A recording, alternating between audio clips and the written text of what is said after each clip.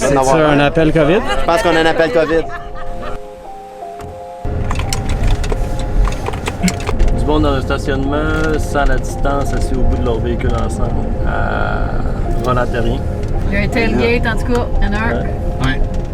Bon. On va aller voir ça.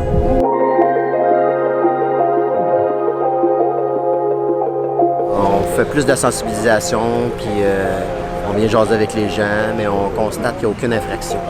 Bye bye! Bye bye! Soyez sages!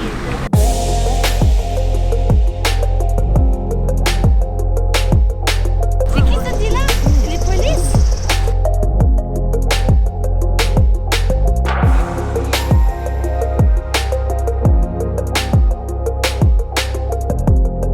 C'est le même mandat qui s'applique, prévention, sensibilisation. Je vous dirais en toute honnêteté que les gens sont assez réceptifs, assez sensibles à la cause sanitaire, puis ils sont très vigilants, puis ils font preuve de raison face à la crise et à la situation. Les personnes âgées là, sont contents de sortir. Ça leur fait du bien d'être à l'extérieur. Ils respectent les 2 mètres. Ils savent que c'est eux les plus vulnérables. Là. Avec des... Sortir, on est comme une petite fille à 16 ans qui sort du couvent, là, tu sais. Pour ce qui est de la consigne des 3 ménages, elle est toujours d'actualité, les rassemblements de 10 personnes, puis on se base sur le jugement des gens.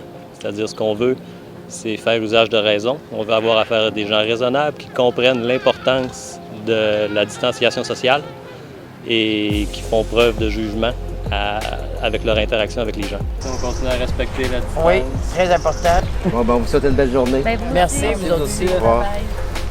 Pour les jeux d'enfants, les règlements, encore une fois, il faut rester à jour. Surtout dans des agglomérations comme Longueuil, où on est entouré de villes où les gens viennent parfois de l'extérieur, comme Chambly ou Autobahn Park. Les règlements changent d'une ville à l'autre. Donc, tout dépendant de la ville dans laquelle vous vous trouvez, faites vos vérifications parce que les règlements sont applicables et seront appliqués. Ce qui m'est arrivé, c'est que j'ai transporté un itinérant qui est dans un abri d'autobus vers le métro afin qu'ils reçoivent des ressources pour pouvoir les aider, les rediriger, même des intervenants sociaux. Puis, 2 jours plus tard, il était transporté à l'hôpital et testé positif COVID. On a été testés, nous aussi, on a été mis en quarantaine. C'est sûr qu'au départ, je vous dirais que la peur était plus présente. On était plus craintif. Je dirais pas de la peur, mais un peu plus craintif. On va pas pogner une amende, là. Mais non. Mais en général, les gens, ils comprennent. On en voyait un petit peu plus loin. Là, il était 6, là, puis il était tout à 2 mètres, là, si c'est pas plus. Là. En général, les gens, ils se conforment. Mais c'est sûr que c'est un travail continuel. La sensibilisation, on en fait dans les écoles, on en fait. Bien, ça va toujours continuer. Il va falloir continuer à travailler dans ce sens-là.